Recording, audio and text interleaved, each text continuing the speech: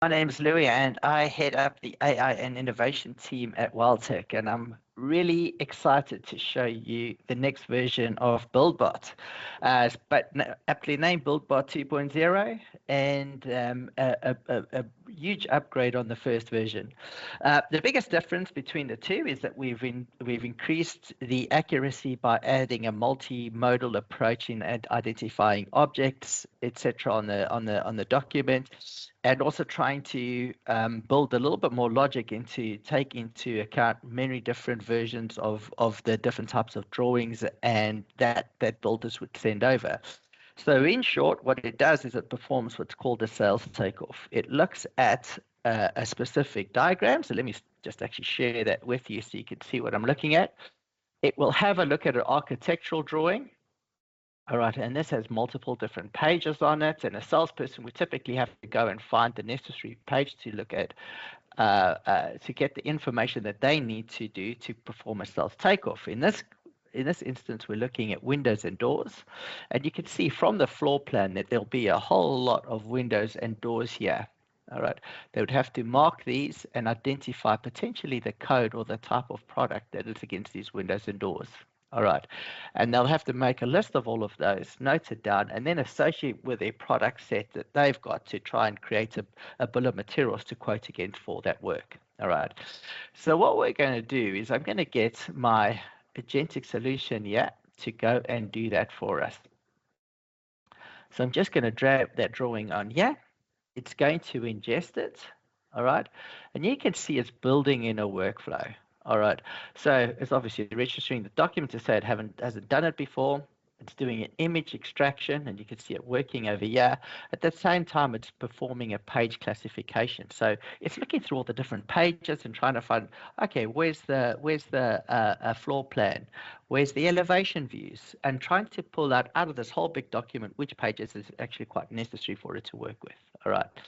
From there, it's doing a bit of some level of cognitive thinking to say, let's try and make the best of the information we've got. So here it's verifying to this user, and I'm just going to make it bigger, to say, hey, here's a floor plan. These pages are relevant. There's elevation views, etc. So you can see that it's picking it up here. You can highlight other floor plans if you needed to by flagging it accordingly, but in this case, we're just picking up the floor plan. All right. From there, it's going to go to identification. So in this window, what it's doing is it's actually looking at the floor plan and then saying, okay, this is the floor plan on this whole big page. This is the floor plan, and it's highlighted in blue. And then for all the rooms, it's identified here that these are all the rooms, and it's highlighted each one of those in green. Now, the reason why the rooms are important is because in this specific example, the windows are associated to a room. All right. From there, I can go through, and then it's picked up the necessary rooms. It said, I associate these rooms, and here are the necessary rooms we got in place. We can go rename it. If there were any problems, it would highlight it here, and we can go and edit it or delete it if it's irrelevant data. From there, it can go into the actual product detection. And this is the interesting part, because what it will do is it'll look at for everything that's windows and doors related here. And it looks like this looks like a window, that looks like a window, etc. from its image recognition. But it's also picked up this strange thing over here. It's picked up another window over here, which we can go in, either add another window, or we can go in and delete that window if we need to. All right. So I can go save that. This is a garage door and not a window. And now from the next time, it will learn from that. All right. Or you can make it learn from those changes. All right, you can see that it's picked up a few doors here, the ones highlighted in green, and the rest are windows. All right, from there, it's going through now, and it's trying to say, all right, I've picked up all the different windows, and I'm trying to associate this with products that I've got in my ERP. And here you can see it's picked up that all these things are products, and it's actually said these are the different products and that associated with it. So it's got a high degree of accuracy against those products. All right. It's picked up these doors. I don't have any of these doors in any way measured in my product set. In this case, I'm not interested in doors, so I'm just going to remove the doors and save that. Okay, and now it can go through and do a bit of a verification. All right. From there, So I'm just coming back here. It's now looking at my ERP. It's saying I've got these products from the sheets, and I'm looking at my ERP now, and I'm trying to relate what those different products are. And yeah, you can see it's starting to do a product execution. All right. So the whole idea here is that AI isn't perfect. We built this workflow in place that humans can come and nudge AI on the right areas. Over time, it's just getting smarter and smarter. All right, the models are getting better, but it's also that it gives humans a control of what they actually want to quote and see and everything else.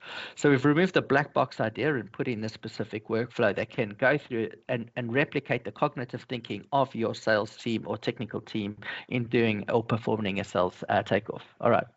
That being said, I'm just picking it up here. You can see it's picked up the product and it's picked up the necessary properties against that product that we want to go and pull.